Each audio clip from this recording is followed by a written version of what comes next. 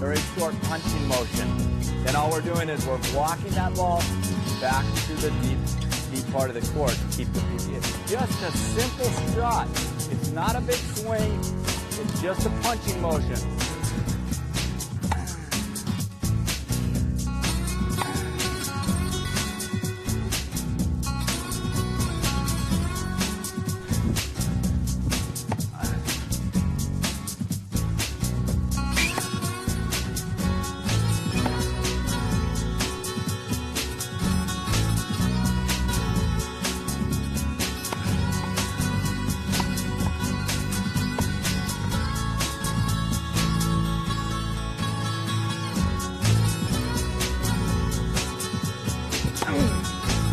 Split step, left foot forward, short.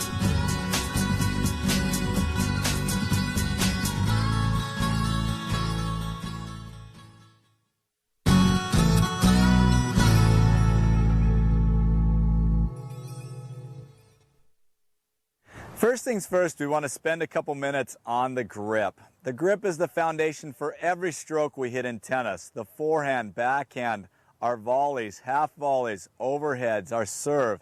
If we don't have the proper grip, there's no way we're going to have the consistency, the power, and the control that we want to have. So it's very important that you understand the grips. Throughout my tapes, I'll be talking about the grips and where there are. There's 4 basic grips. I want to talk about those right now. There's 8 sides to every grip, an octagon. We number those this way. Number 1, 2, 3, 4, 5 is on the bottom, and then your backhand side has 2, 3, and 4. This helps us understand where we're trying to get to in order to get to the proper grips. The first grip that we have is called the continental grip. This is on number 1, or the V of the hand on platform number 1. This grip is used in the serve, all of your volleys, your half volleys. If we can learn this grip, it will help us tremendously. Years ago, this used to be the grip that they hit all the strokes with, but now we've changed and go with the continental, mainly on your serve, again, your volleys, your half volleys. Anything around the net, your net game will go to a continental grip. Your slice also is from the continental grip. Then we move over to an Eastern forehand grip, which is the V of the hand right here on platform number 2. This is also called the handshake grip. So if you put the racket out and shake its hand, that's the proper grip. Sampras uses this on his strokes. This will give you a nice flat stroke. Sampras hits pretty flat and powerful. I teach the semi-western, which is the V of the hand on platform number 3. So the V of the hand, platform number 3. This actually is one that most people pick up if they've started very young, because they go, the racket's on the ground, they go down, pick it up. That's in the semi-western grip. Agassi hits with the semi-western forehand grip. Great grip. This is the one I particularly teach because you can hit the spin, you can hit the power, and yet you have that control just by generating a little more spin for the room for air. Going over further is called the western forehand grip, which is the V of the hand on platform number 4. You'll notice with this grip, you actually hit on this side of the racket. With this grip, it's extreme and it puts too much spin on. Mainly it's clay court players that use this grip because they're from the baseline to baseline, they're going extreme top spin. The balls are going real high over the net. I don't particularly like it because I find when you're trying to hit the passing shots, you don't have enough control to keep the ball lower over the net to make the ball dip down. It just gets the ball loopy, too loopy. So I don't particularly like it, but it's important to know this grip. That's this western forehand grip. Then you have the extreme western, which is on platform number 5 on the bottom. Again, it's clear under here. Again, I don't teach that grip. I don't particularly like it. Then what we do is we move over to the backhand side. There's platform number 2 on the backhand side, which is your left side if you're a right-handed player. Number 2, the V of the hand on number 2 is called the Eastern backhand grip, just like number 2 on the front side, or your right side is the Eastern forehand grip. Eastern backhand grip. This helps get the racket. If you're hitting pretty flat, this is a great grip to have on your backhand. I again teach between the Eastern and the semi-Western on the backhand grip, the V of the hand on platform number 2 or 3 to get that racket closed on your backhand so you're able to generate the spin. Very important to understand these grips. Again, going clear over to platform number 4 is the Western backhand grip. Extreme topspin. I don't particularly like it. Again, back to the clay court players. It's not a very diverse grip. You're better off moving to the semi-Western on the forehand, semi-Western on the backhand. You're going to be much more diverse that way. Now, if you're left-handed, it's very important to understand everything is just backwards. You start out platform number 1, continental. Now everything to your dominant hand or your left side is now your forehand side. Platform number 2, Eastern forehand grip. Platform number 3 is the semi-Western forehand grip. You'll hear me talk about this often on your forehand and your backhand. Semi-Western. Western is platform number 4. And then extreme Western is platform number 5. Again, hitting on the back side of the racket. Then we go back around. Eastern backhand grip for a left-hander. Via the hand, platform number 2 on your right side or your non-dominant hand. Platform number 3 is semi-Western backhand grip. Platform number 4 is Western backhand grip. So that you know, as a lefty, you're going to be just the opposite when I talk about the right-handed side and the left-handed side. Now you know the grips. It's very important that you understand these grips and learn them so that you get the racket head in the proper position. Once you do, you'll find the consistency will increase. The ability to hit these shots will increase, and you'll find you're way ahead of your competitors just by learning the proper grips.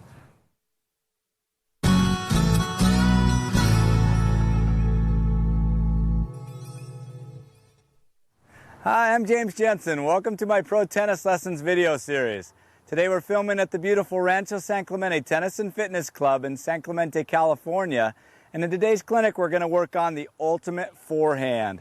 What is the ultimate forehand? It's power, precision, depth, angles, consistency. How do we put this into our game to where we can trust it? Maybe you're one of those players that when you're out playing, one day you're totally on, the next day maybe you're totally off, you don't know what happened. Or maybe one of those players that comes out, practice sessions are really good, hit the ball very well, get in match situations and just tighten down and start pushing balls. What we're going to work on in this clinic is how to learn the proper form so that you can trust your form. So when you go out, you know that that ball is going to go exactly where you want to. On your cross court, your down the lines, the deep shots, the short balls. You're going to have total control of the ball to do what you want with it. So when you're out there, your opponent's going to start fearing your forehand. Make it a weapon, and if you'll trust the form that I teach you from square one, the very basics of footwork, racket position, grips, everything, I will teach you step by step how to hit this forehand with proper topspin so that you can trust it. If you do this, I guarantee your forehand will improve. So come with me today, go grab your racket, and let's get started.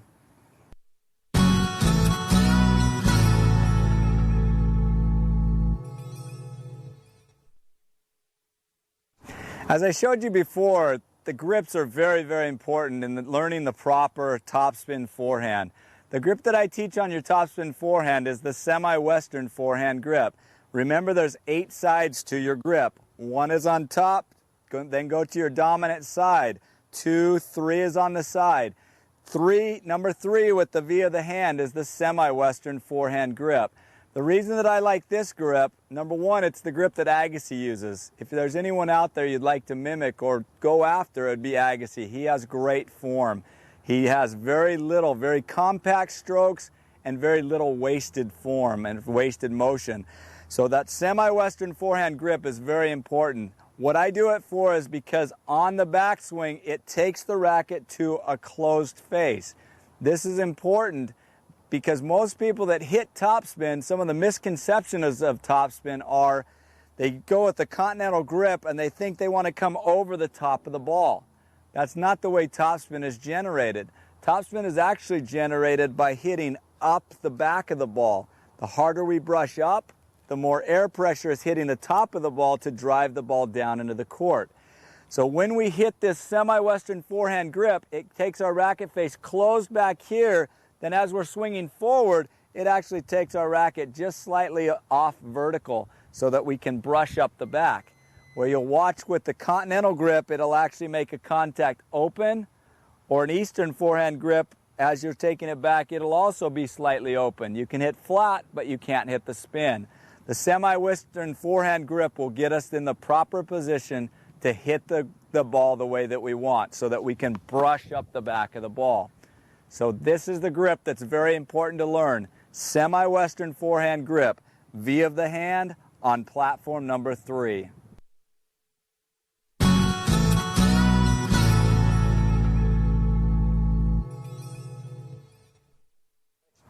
The next thing we want to move on to after you've learned that proper grip is the ready position. I don't care what sport you're in, you have to learn the proper ready position so that you can move quickly to the right or to the left. Very, very important.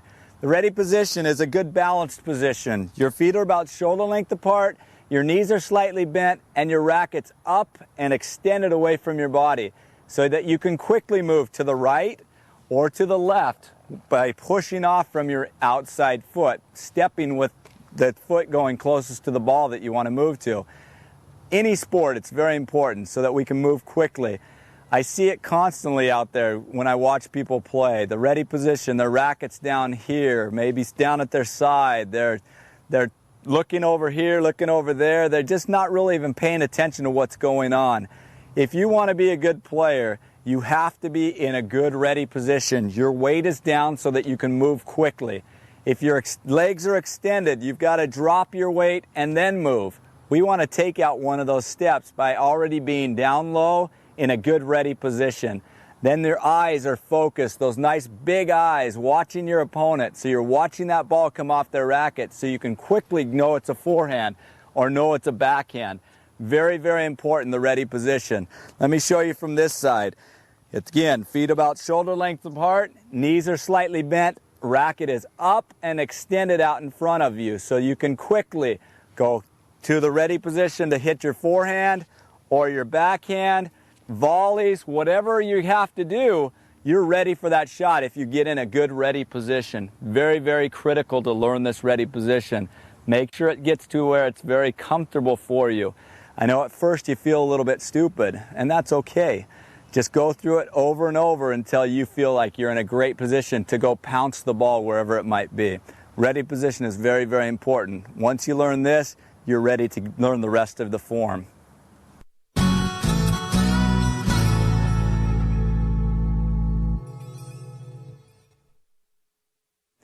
Now you're in your ready position and you're ready to move quickly to the ball, but how do we get to the ball? A lot of people have no idea how to get to the ball the quickest way possible. It's very important to understand this. From the ready position, remember, the weight is down. What you want to do is you want to step out with your outside foot to get you going in the direction that you want to. Push off from the inside foot. That will get you there the quickest. You don't want to go here and across. That will actually take longer than your one step out and then going. That'll get you right into stride and you'll be able to move very quickly. So from that ready position, our weight is already down, so we don't have to go here, down, and across. Tennis is very much of a timing game. It's all about reducing the amount of time it takes you to do any particular stroke, especially as you get to the higher and higher levels. Once you get at the lower levels, you have a little more time, so you can flub up a little bit. As you get better and better, you don't have that time. That little extra bit of time is very valuable. What you'll see is this is the way it is. If you're already in the ready position, you're already going to be ready to move quickly. You go out, step across, so that's big steps first. As you get closer to the ball, we start doing what's called baby steps to get ourselves in the perfect position to strike the ball. So as we're going from our ready position, let's do it one more time. We're here, ready position, out, drive across big steps, shorter steps, get ourselves in position so that we can plant our back leg, which will drive us forward to hit the ball correctly. Okay, let's watch one more time. I'm going from the ready position. The ball gets hit to my forehand side. I'm ready, my weight's low, I drive out, come across. Notice as I'm moving, the racket already starts to go back. I get to baby steps, plant that back foot, which drives my weight forward, and then I go through the proper swing from low to high. Getting to the ball is a big part of this proper ultimate forehand that we're trying to teach you. If you don't get to the ball, that's what causes the majority of times that we hit improperly, because we're there late, or the ball's beyond us, or we're getting on top of the ball, or the ball's too far away. We don't quite know where we want to hit the ball. Once you learn to get the feet in the proper position, it's much easier to hit that ball correctly. I can teach the feet to get in the proper position, teach you the proper stroke, put it all together, and you're going to have that ultimate forehand that we're working on. Ready position, footwork, getting to the ball are very important parts of this puzzle. Let's continue to build this so that you can have your ultimate forehand. This is important. Let's look at it one more time with me coming towards you. You start out ready position, that ball gets hit to my right side, my forehand side, I get driving, I plant, step, and I drive at my target. Very important. Get yourself to that ball. It'll be very easy to hit the proper stroke.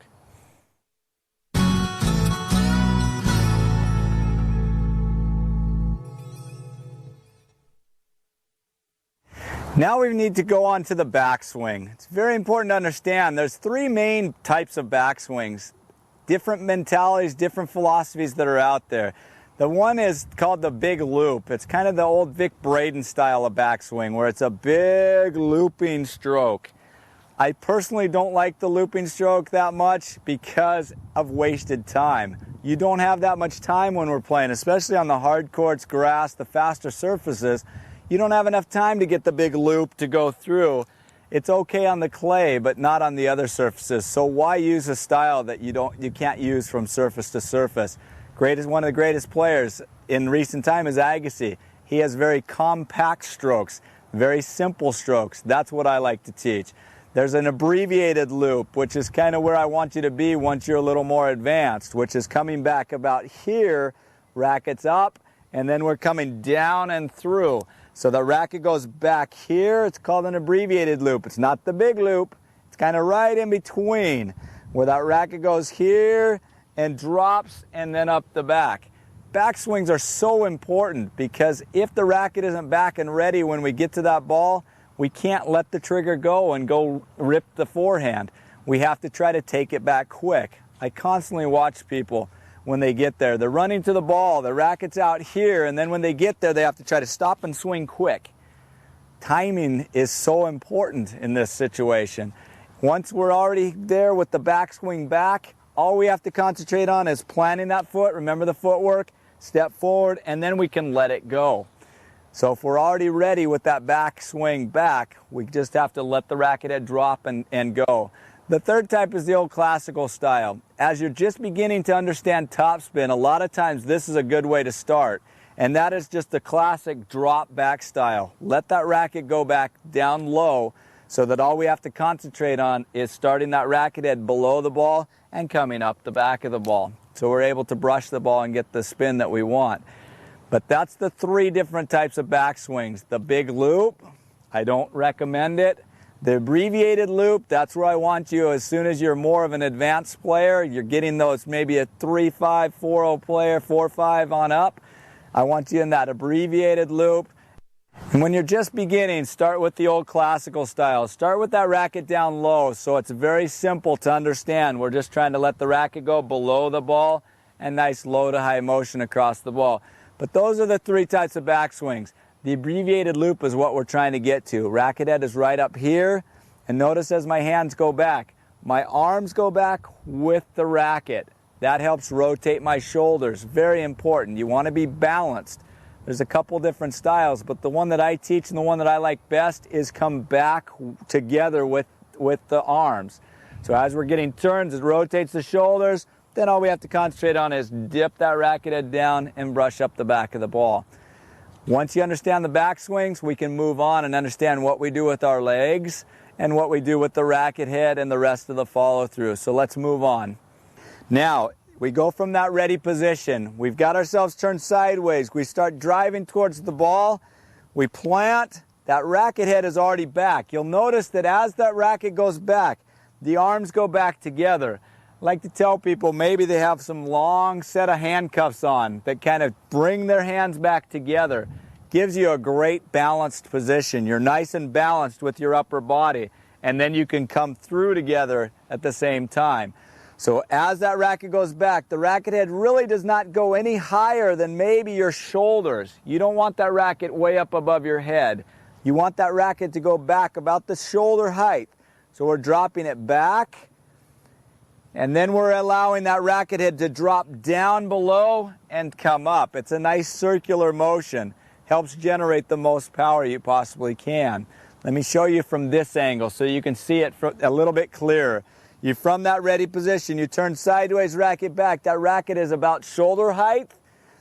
Dropping back together, we step forward, let that racket head drop down, and then we start coming up the back of the ball. So that backswing is critical. Again, one more time. Sideways, racket back. Notice they come back together. We're to that ball. Here, driving through together. All right? Backswing is very, very, very important. Once you have the proper grip, the proper backswing, understand how to generate the topspin, you'll be able to hit this topspin very, very easily. Now remember, the backswing is a critical part of your forehand. As soon as you go from that ready position and you start running towards the forehand side, that racket is already turned sideways. You're already on the backswing. It's already back. We don't run with our racket in front and try to get there and swing quickly. We've already rotated our shoulders. Our hands are already back, so as we're moving, we're ready to plant, step, and drive at our target. That backswing is very critical. So it's here. As soon as we're ready to start hitting, that racket head drops down at least a foot below the ball so that we can start driving up the back of the ball and driving at our target. Very important. I don't want you running across and being one of those players that gets there and doesn't know what we're going to do with it. We get there, oh shoot, it's too late at that point. We already want to be prepared nice and early. Be ready to hit the ball. If you're ready, then it's easy to hit the ball because you can go attack it where you want to hit it. You don't let that ball get to you. So go from that ready position. If you're in the proper ready position, if you already get those rackets back early, that racket back early, your hands again, good balanced position. Back together, step across, plant that back foot, step, drive. Let that racket head drop and start driving. That's the backswing that I want you to learn. Abbreviated backswing and early preparation.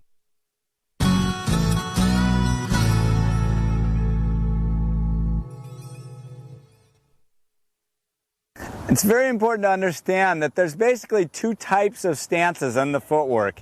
There's the open stance and a closed stance. If you have plenty of time, it's great to be able to get that closed stance. Closed stance is where everything is closed. Your hips are all the way rotated. You're able to get yourself planted. Everything's closed up. This is considered a closed stance. An open stance is where the hips are not closed. They're open. That's the difference between an open and a closed stance. The difference is we still plant from our back foot, but we don't have time to step. We throw our hips a little more. So our hip is thrown and we drive the racket head through.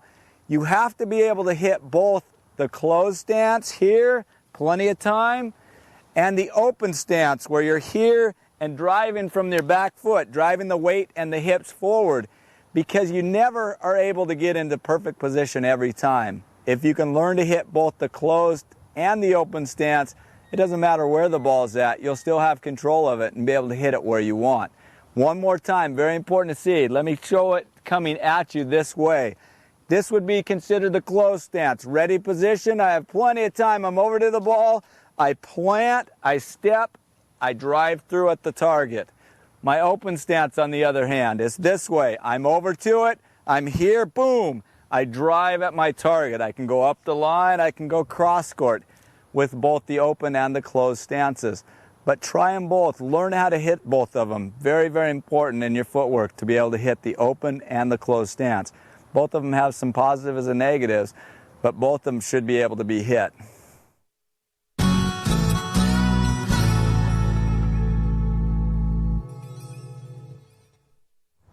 All right, now you've got the backswing. Now where do we make contact with the ball? This is one of the biggest misconceptions in people's minds on where you actually make contact with the ball. Too many people think that you make contact with the ball right off of your belly button, right about here, rather than way out in front. The game today is a game of power and control. If we want to be able to be the one attacking the ball and taking control of our points, we've got to learn to make contact with the ball out in front.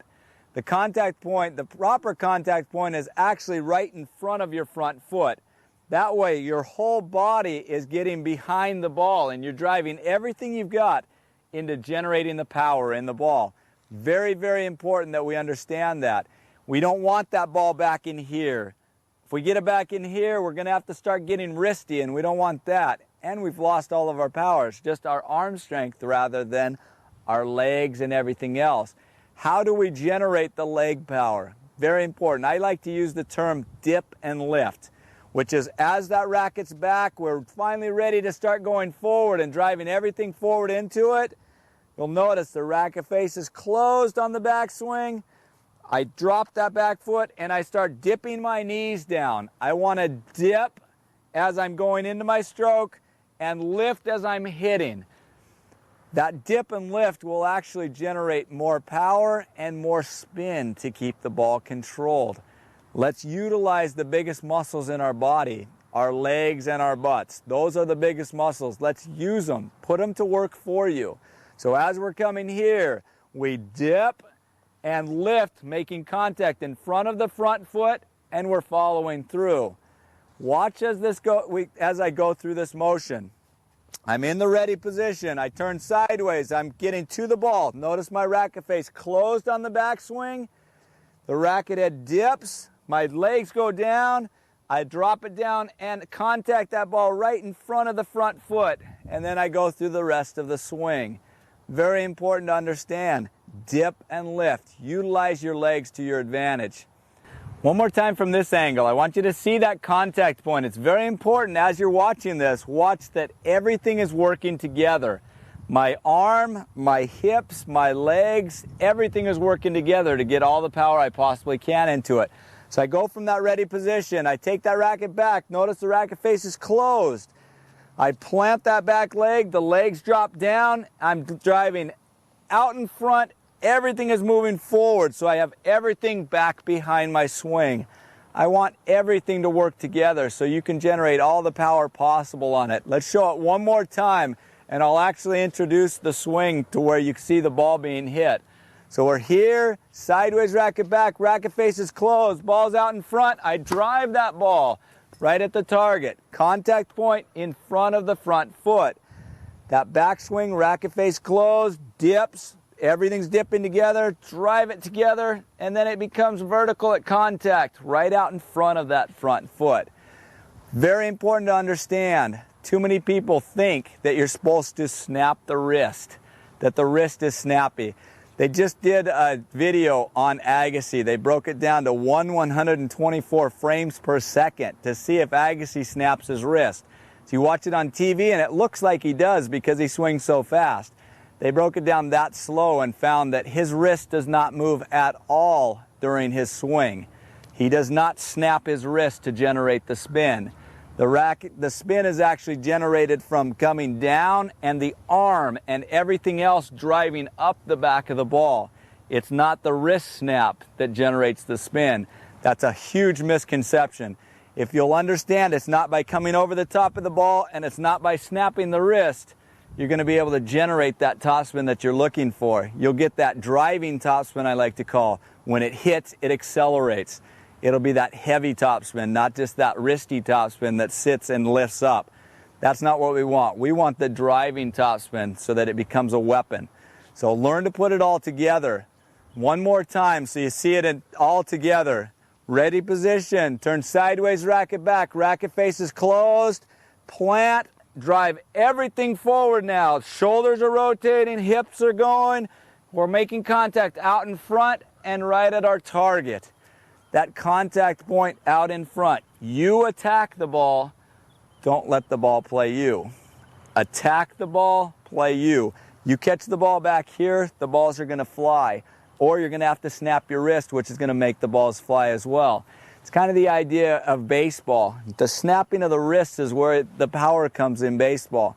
We don't want the wrist to snap because in tennis we want to keep the ball controlled. Wrist is controlled, everything's going forward at our target, driving out in front and right at our target. You learn these basics step by step, and I guarantee you will find that consistency and the power that we want from your ultimate forehand. So now let's move on to the next step.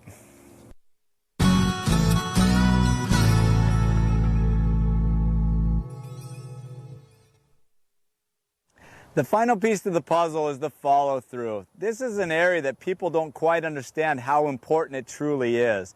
I constantly watch people out when I'm on the court, and they go and they try to hit and stop the ball. They stop their swing thinking that's going to keep control of the ball. What it actually does is it makes them lose control of the ball because the ball is on the strings a shorter amount of time. We want to keep the ball on our strings as long as we possibly can, so that we can generate the spin that we're looking for. We don't want to go through everything proper and then at that point of contact just stop. Number one is it's going to hurt us because as we're swinging with all the force that we're trying to stop, it's going to hurt the muscles. Number two is as soon as we make contact, we'll lose control of the ball.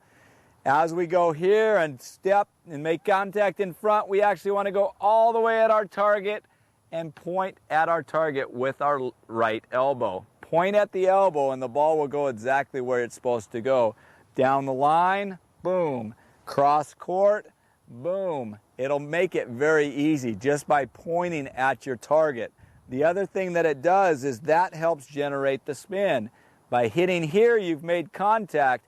Now we want to continue that contact all the way through as long as we possibly can right at our target. We're going to start being able to hit the ball at our target rather than trying to guide it to the target. You're going to be one of those power players that can hit it corner to corner and be in total control of the ball by learning to go through that proper swing and follow through at our target. Very, very important to learn the follow through. Don't cut it off. Finish it. If you do, you're going to take control of the point and control that ball. Now let's look at the follow-through from this angle. As you go from that ready position, sideways racket back, the racket back closed, plant that back foot, dip, lift, contact out in front, drive that racket head right at your target and point at your target with your right elbow. That follow-through is all important, very, very critical part of our swing. The other thing is if we want to generate power, you have to be relaxed. You have to be able to throw that arm at your target. As you're real tight, you actually are not powerful.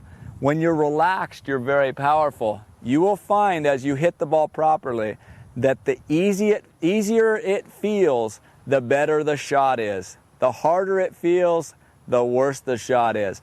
If you're really feeling like you're having to work on every ball, you're not doing it properly. We want the whole body to do the work. Nice relaxed arm to go through. And you'll find that that has way more heaviness to the ball and way more power behind it than if we try to muscle it in. So learn this stroke, learn the form, go through it properly, follow it, finish your stroke, I like to call it.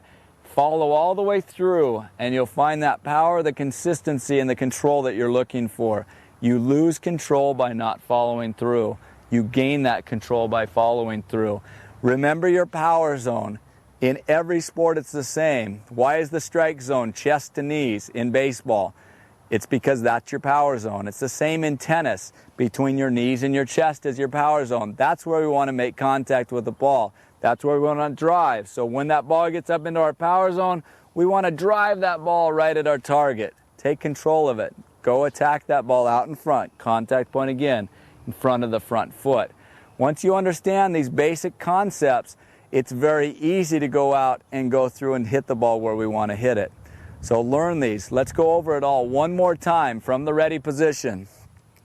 Ready position. Grip is the semi-western grip. We turn sideways. It's to our forehand. Racket goes back. Racket face is closed back here. Then we're driving at our ball. We plant. We step. We dip. we start swinging from low to high, contact in front of the front foot, drive right at our target, and point with the elbow. Go through those basic steps, and I guarantee your forehand will become more consistent and you'll be able to generate the power you're looking for. Now we're going to move on, and we're actually going to teach you what causes the ball to generate that spin and give you some teaching aids on how to hit it properly and practice these things.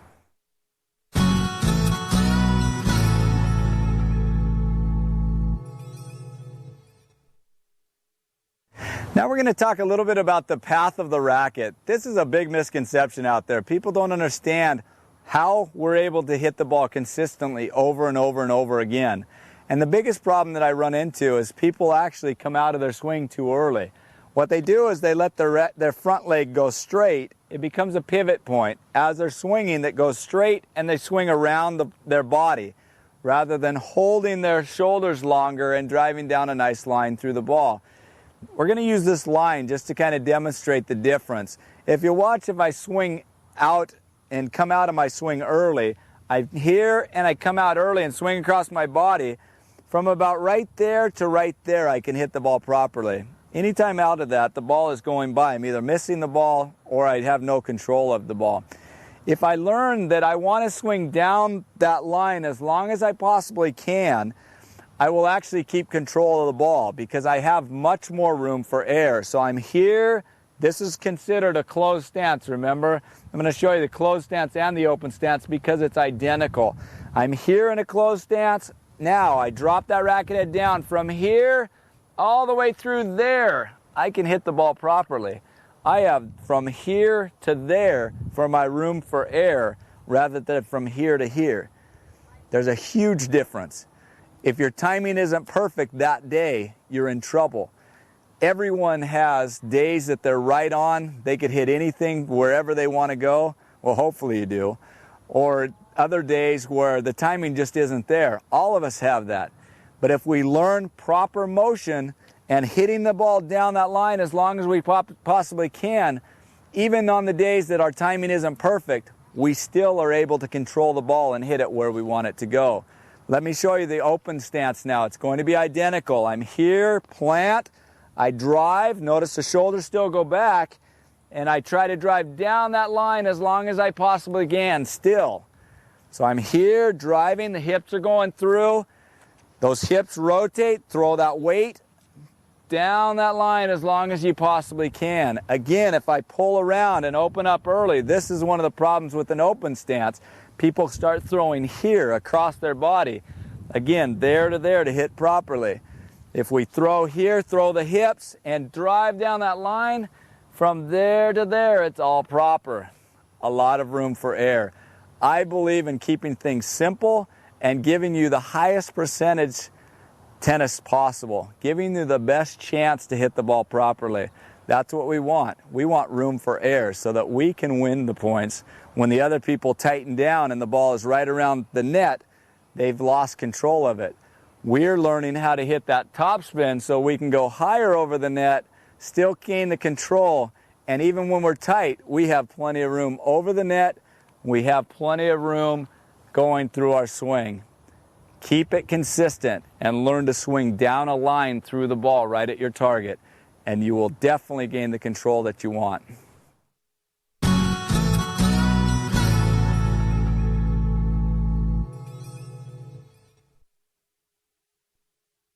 I'm here with my pro tennis trainer. I developed this to help teach people how to go through the proper motion to generate the topspin. You can work slice on it as well. What I love about this machine is it takes away the bounce. So I actually can start understanding how to generate the topspin and go through the proper stroke to generate that topspin without having to worry about the bounce. I watch people out bouncing balls and hitting. Every once in a while the ball goes right and they're not quite sure what made it go right. When you come here and take away the bounce, you're able to finally see by letting that racket head drop a foot below the ball and brushing up the back of the ball goes exactly where I want it to go. It also helps teach the muscle memory, so I can go through this motion over and over again, so that when I go out into my matches, I'm actually able to hit the stroke properly. This is a great trainer. The other thing I love about it is people see good results right off because that ball's right there. Nothing is more frustrating than going out on a court and have people toss balls or hit balls to you and you miss the ball completely. I watched this develop and watched people work on this and watched them go from missing balls when I was tossing it to them to being able to hit on a ball machine within about 2 times of working on it for 15-20 minutes each. It's a great way to train your forehand. So as we come back, what I want you to do is your racket face is closed. We work on closing it on the backswing. We work on stepping to the ball so that we can make our contact right off the front foot, brushing up the back of the ball and following through at our target. So here's the motion. Here, step and drive at our target. Look at the results. If the ball was in, you know you did it properly. If the ball was in the net, what do? Any ball that's in the net typically is caused because we're hitting through the ball here rather than letting our racket head drop that foot below. We're not getting the lift up over the net that we're looking for. So if the ball is in the net, check and see, go, okay, I've got to get my knees down more. I've got to let the racket head drop more so that I can come from at least a foot below to get that brush up the back that I want. So let's go one more time. Racket face back, up the back of the ball, right at our target. It's very, very simple, and you see results right away. If the ball is in, again, it was a great shot. If the ball was long, what could possibly be the problem? It's very simple. If the ball is long, it's normally caused because our racket face is open back here. So as we go through our swing, notice the contact. Racket face is open. You can't go low to high with an open racket face and expect the ball to drop in. You can go open racket face back here and slice, go high to low to high. That would work, but if we're trying to generate topspin, we cannot go low to high with an open face. The ball is going to take off across. Simple fix. If balls are all going long, work on the backswing. Check the racket face. Make sure it's closed or facing down on the backswing. Then we go at it and brush the ball. Very simple. Once you feel comfortable with this, what you want to do is now we want to actually have you move towards the ball. So we start a little ways away. Start in a ready position. We can work on moving to the side. Here, sideways racket back, come to the ball, step, and up the back. So we're able to get in that good position. Learn to move and hit that ball. Once you go through this, I guarantee you will find that this hitting the topspin is very simple. It's a very simple concept. Understanding, this is a critical thing on topspin. Understand, the harder we hit up, the more spin is put on the ball to drive the top of the ball down into the court. You get that into your head, I promise you, you will be so far ahead of most people. It doesn't make sense. Most people think if I go low to high and drive up, the balls are going to fly, but it's not that way at all. Physics tells us the harder you drive up, the more air pressure is driving the top of the ball down into the court. That is the way everyone is out hitting with so much power these days, because they've learned to hit and drive with power. One more time, coming across, we step, contact, below that ball, low to high. Very easy. Understand it. Let me do it one more time. You can start with the ball, maybe start back. Just get used to moving at it from a little different position. So we move and get used to moving forward to a ball. Here, I'm forward, down, lift, and follow through. It's a very simple concept. I love this trainer. I love how it helps teach, because it teaches you the swing itself. Once you understand the footwork that we worked on, understand the proper swing, get that into the muscle memory, that ultimate forehand is yours to be had. It's easy. Learn how to do it. Get one of the trainers, get out there, practice that motion. I promise you will find forehand, backhand, anything else that you need to, it will become consistent, it will become powerful, because you'll be doing it with proper form. You'll find it's easy when it's done with proper form. Very simple. So get out, practice the forehand. Remember, Racket goes back early, close the face, drive forward, up the back of the ball, drive at your target, follow through, point with your elbow. Get out and practice these things, and I promise you that ultimate forehand is in your grasp.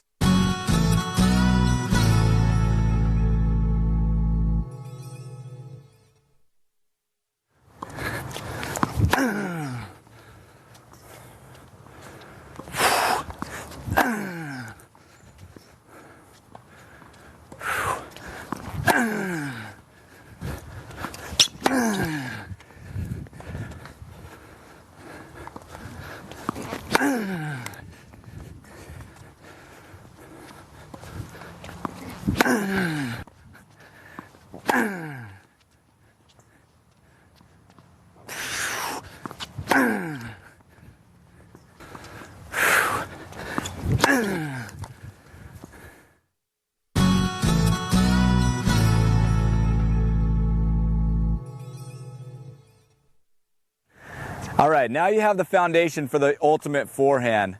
But guess what? You don't always have enough time to get your feet totally set and ready to hit that ball properly. What do you do when the ball is on a hard cross court, you're on the backhand side, and you've got to start sprinting across trying to hit the ball properly? You have the base that you need.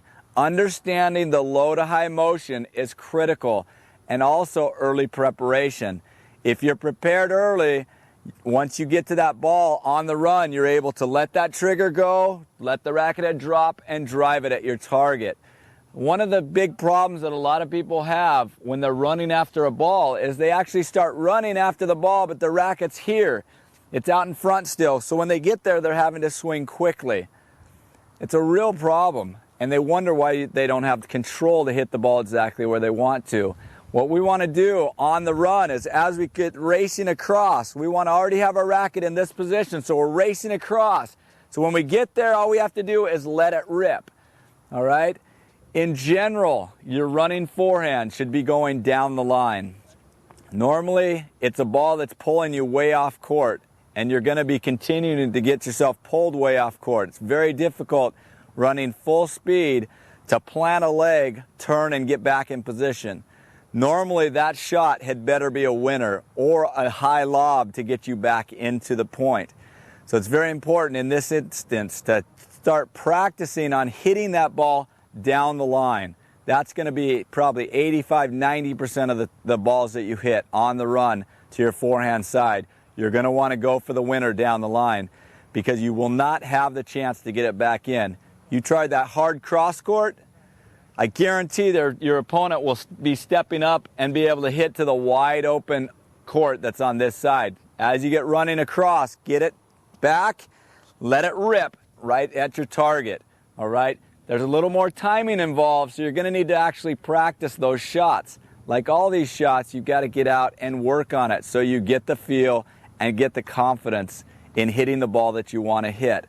So remember, on the run, the critical things are two things: early preparation, hit down the line, all right? Get your racket ready so when you do, you're able to drive that ball right at your target. Another thing to remember is how we worked on hitting through the ball at a line at our target. That's critical as well. As we're running, once we make contact with that ball, we still want to be able to finish that shot right down at our target.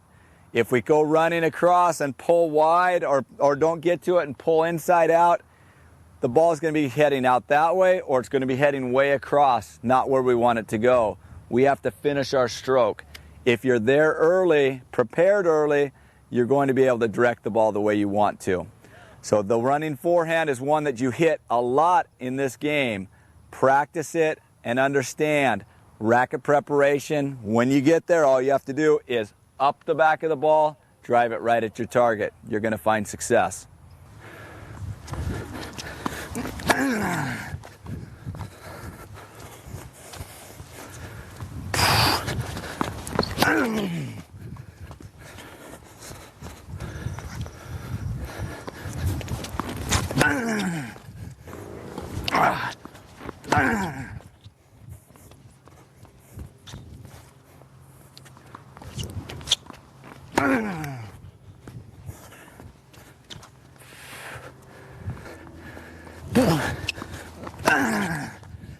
Woo, baby. That's a winner.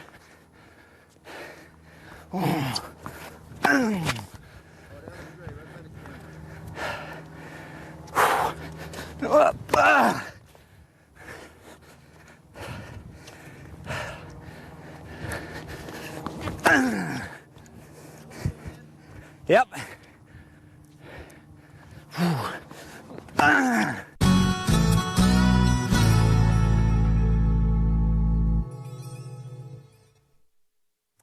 Now we're going to teach you the inside-out forehand. Watch a tennis match and I guarantee you, you will see a pattern of someone hitting an inside-out forehand, which means off our inside hip to the outside or to the cross court. So we're driving the ball cross court. Watch it constantly. I promise you, you will see someone go to the inside-out forehand, inside-out forehand, inside-out forehand, get a little bit shorter ball. They'll come in, drive that ball down the line for a winner. In general, what happens is our forehand side is our stronger side. So many people are able to utilize their strength and they want to hit strength to weakness. We're going our strength, which is a forehand, to their weakness, which is their backhand, which is the backhand side. So you're going cross court. The way you set this up is you actually get a ball that's a little more loopy. You're somewhere in the middle of the court. You're able to step inside to the backhand side and start going inside out, forehand. Remember the line. On all of our strokes, we want to hold the line right at our target. So we want to redirect that ball right at our target, okay? Plus going cross court, longest part of the court, shortest part of the net. We're working percentages. High percentage tennis will always win. So work your inside out forehand. It's a very great shot to have. I love it. So inside here, drive, and at your target, inside out. You're catching the ball a little bit deeper so that you can drive it right across. If I want to go cross court, I've got to catch it out here. That inside out forehand, I actually can catch back in here because the angles, understanding angles is critical in the game of tennis. So we understand that if I have the angle of my racket here and I'm able to drive from the inside hip to the outside, that will drive my ball cross court. Very important to have this shot. What you do mainly will be back from the baseline. So let me move it back and I'm just going to show you what the sequence would look like. So you're basically going to go here. The ball's a little more loopy. They go a little higher on their loopy on their backhand cross court because normally we're going to have our long rallies will go cross court to cross court. They get one that's a little bit up. Now I can step inside. I can start driving at the cross court. Then I can drive at the cross court again. Then I can drive one more time maybe at the cross court. I get a ball a little shorter up in here, rip the line for the winner. It's a winning pattern that will work constantly in your game. Understanding the inside out forehand is critical. You can do it with a closed stance, which is here, again, inside hip, outside at your target. You can do it from an open stance. Again, understanding, plant that back foot, inside hip, outside, going away from you is the trajectory. But understanding the basics will always work. Same idea, racket heads here, down at my target. The form on our swing is identical. That's why my pro tennis trainer is so important, to understand and get that proper swing motion down. Because after you have that proper swing down, I don't care if it's a running forehand, inside out forehand, cross court forehand, loopy, whatever you want to hit, once you understand the proper motion to do that swing, to get the ball to do what you want, it's very easy to hit the ball in and have the ball hit exactly where you want. Learn this inside out forehand. If you do, you're utilizing your strength against their weakness. Get that ball a little bit shorter, hit the winner, and you're going to feel very good about yourself. Plus, you're going to start understanding when you're watching the game of tennis, you'll see what the pros are trying to do. They're trying to set up patterns and get themselves in the position where they utilize their strengths, going to someone else's weaknesses. All right, let's look at it one more time. Really look at the body mechanics of how we get to the inside-out body position. Very important to understand. Ready position, as soon as we get that ball that's a little more loopy, we step across and get inside. Start getting ready to drive that ball to that outside. Very important. Here, we drop back, inside hip, driving to the outside. So here, driving to the outside. Notice where I'm making contact. It's a little bit later than if I wanted to go cross court, because I'm having to take it here to get the right angle to the ball. Again, ready position, step here, across, plant, that gets your weight going forward, drive to the inside out. Very important to understand these basic mechanics of getting your body in the correct position. Once you're in the proper position, it's easy to hit the ball where you want it to go. So let's work on the inside out forehand. Let's hit a couple balls and let me show you this pattern. Boom.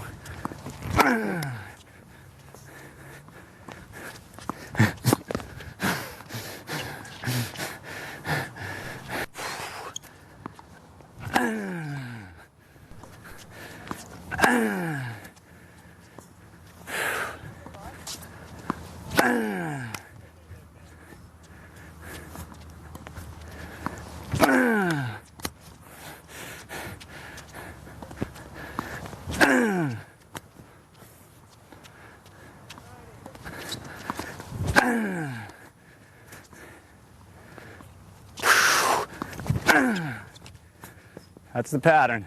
One more time, loopy. Step in, to my inside, inside out. Start pulling them wide, get them off the court. A little wider, really get them across. Boom, get that short ball, bam, up the line for the winner. Inside, boom.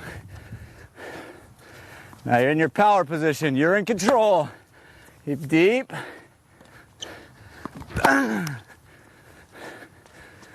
Pull them way off the court. Phew, shorter ball, rip the line for the winner.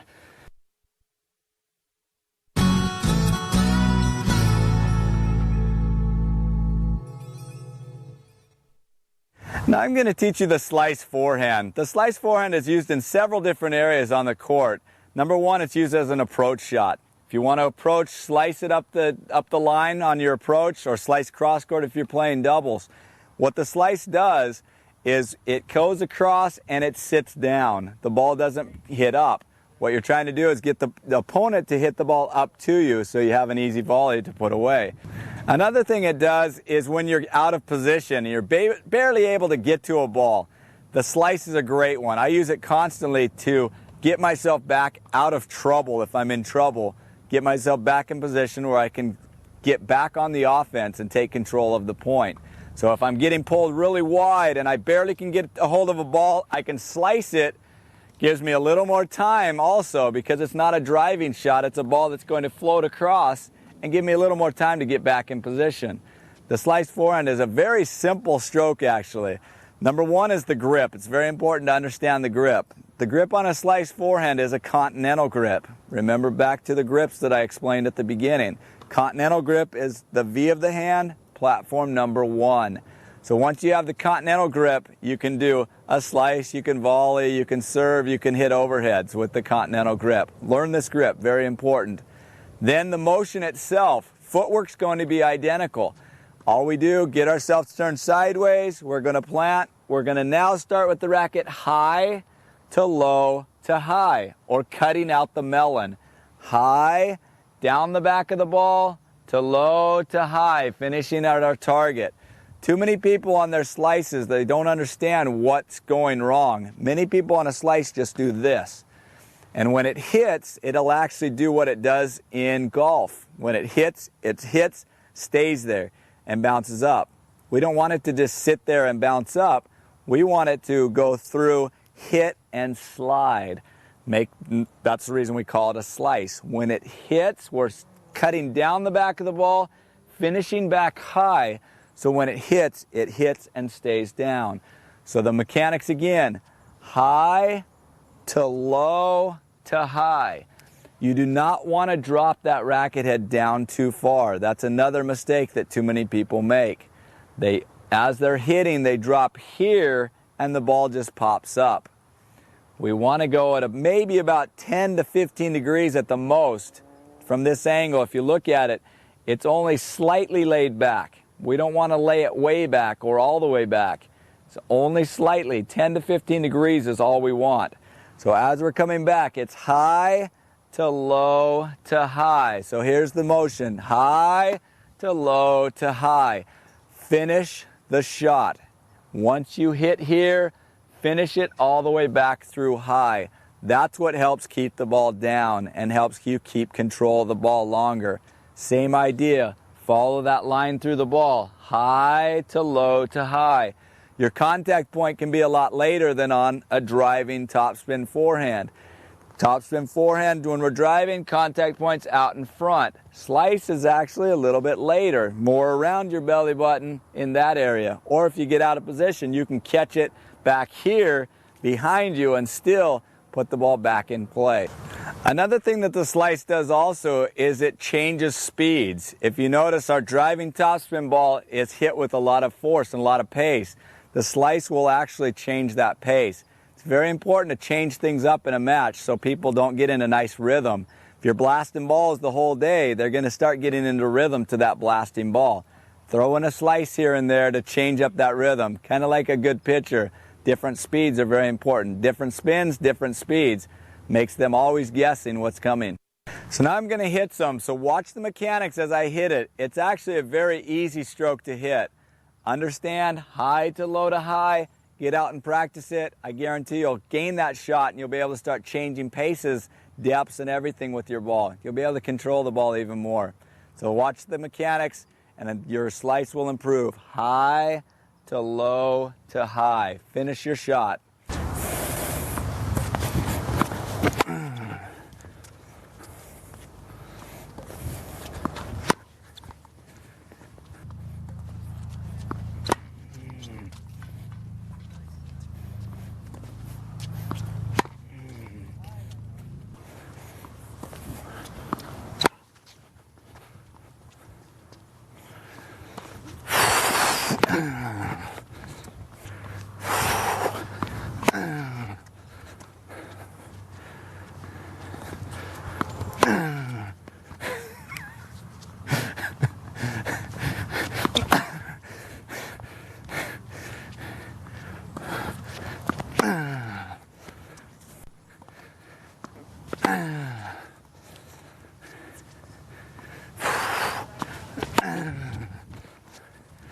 Now the approach.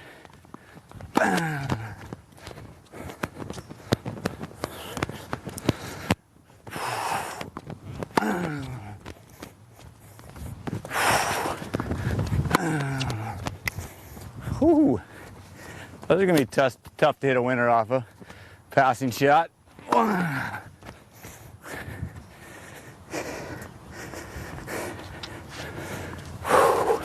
Oh!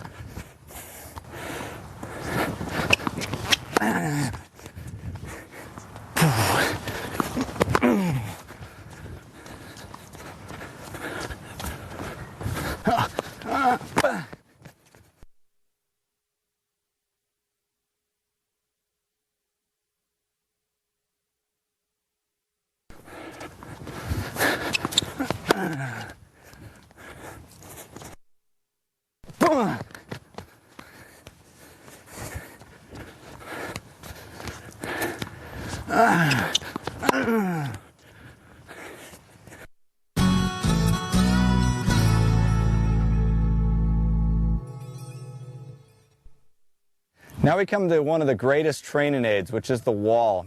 The great thing about the wall is you can find them almost anywhere. At any of your local schools normally have handball courts or any other big wall that you can hit up against. Very important to be able to use the wall. We can use it to warm up for matches. We can use it to work on our rhythm, to work on our form. But too often I see people hitting against the wall that really don't have a clue on what they're doing. They just come up and they come close to the wall and they're just blasting balls back and forth with no idea what's happening. They're actually integrating bad habits into their stroke.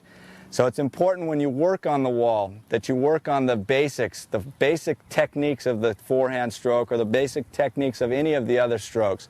So when you come out here, think about what you're doing. Work on your early preparation. Work on making contact from low to high. Work on contacting the ball out in front. What I like to do to start out with, on this particular wall we have the net height, and most of your clubs have the net height, so you're able to hit over the net and know where you're hitting. Don't want to hit way high so the balls are actually going out. We actually want to practice something that we can put into our match play. What I like to do is find a target somewhere, anywhere from about 2 feet to maybe 4 or 5 feet over the net. Pick that target and each time try to hit to that target. I like to start somewhere around the service line to start early and work nice slow motion. It's not trying to blast the balls to start out with. So first of all, we're going to go nice and easy just against the wall. Pick that target and try to go to that target each time. Try to move that feet, move the feet, watch the ball to the strings. Work form. Again, do not try to blast the ball. It doesn't do any good to just blast balls. I see it all the time. Work on the form and work on just getting the rhythm of the stroke. So as you get warmed up at the service line, start working your way back so you can continue to hold form, continue to work on the technique that we've been talking about. But nice and easy, just get the ball in play. Don't blast the ball. Start working your way back to the full court. Notice every ball is hit out in front. Early preparation. Then low to high up the back of the ball. We're not trying to do anything besides ingrain good technique.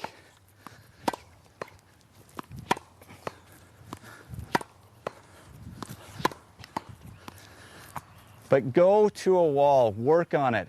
Get yourself that rhythm, that technique, ingrain it into your form so that when we go out and we play our matches, we're able to put that form into effect. I guarantee if you will use the wall more, it will help your tennis game and it will definitely help your forehand stroke.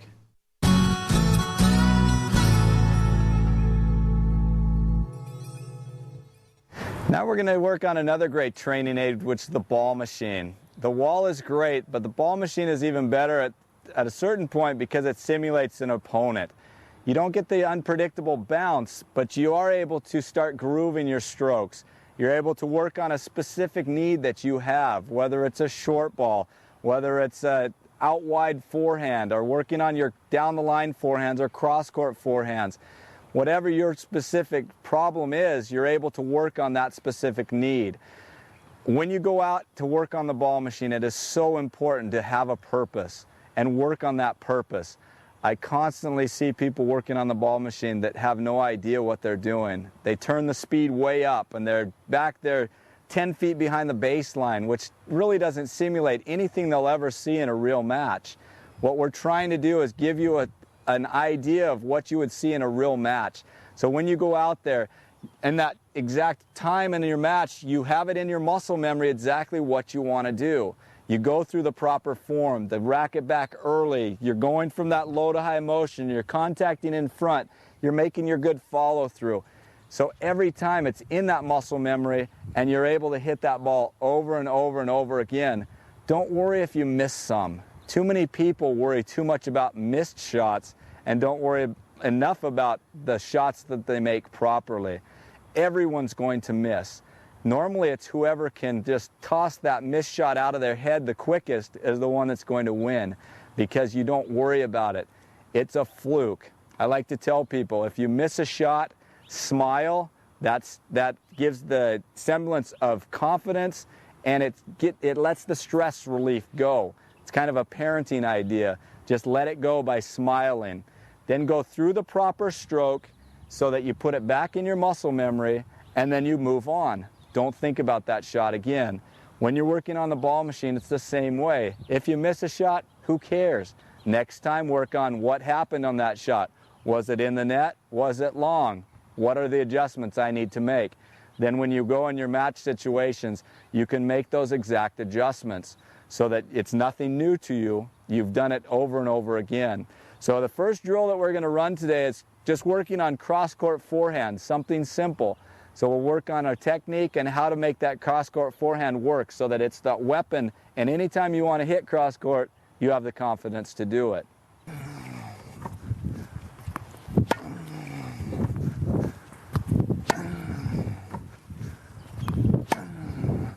So the first shot that we're hitting is the cross-court forehand. We know exactly where it's going to go, so try to recover and work through proper form. Slide over, step to the ball, drive from low to high.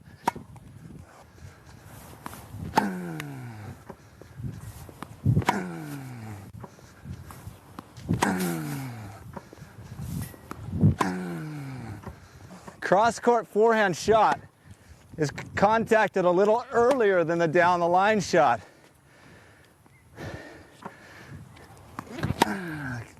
Work on the deep cross courts in the back court, then you can work sharper angles. But just work on that form, hold form every time.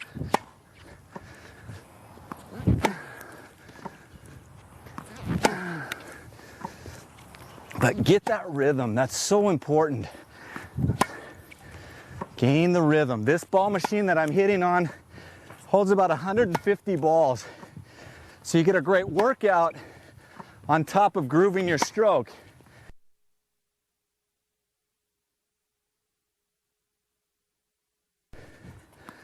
Once you're done with the cross courts, then you can start moving on to another stroke and go down the line. Notice the down the line shot. Contact point is a little deeper than it was on the cross court. When we start working a couple patterns, this down the line forehand will be the weapon that puts the point away.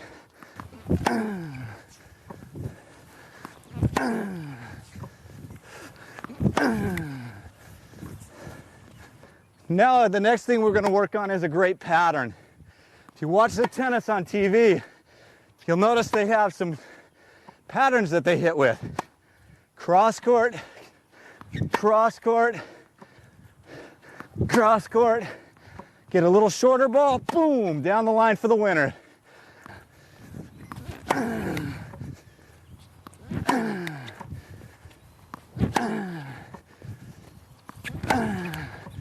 This concludes the segment on the ball machine. As you can see, it's very versatile. The ball machine can be used on all the strokes that we hit.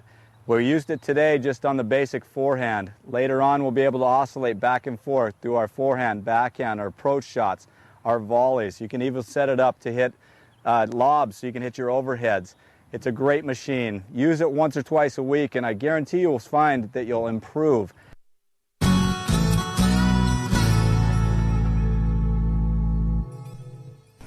Well, how do you feel? I know we've gone over a lot on this tape, and there's a lot to comprehend and a lot to digest, but that's the beauty of these DVD and video series, is you can go back to each one of these segments over and over again. Go back, go out and practice the techniques that I've talked about. See what's happening, go back to the video, check that segment, and see if you're doing the technique properly. Get out, hit on the ball machine, hit on the wall. Work with a partner and actually go out and practice, not just play matches, but actually go out and practice these techniques. And your consistency will improve 100%. Enjoy, practice, and I look forward to seeing you on the next tape.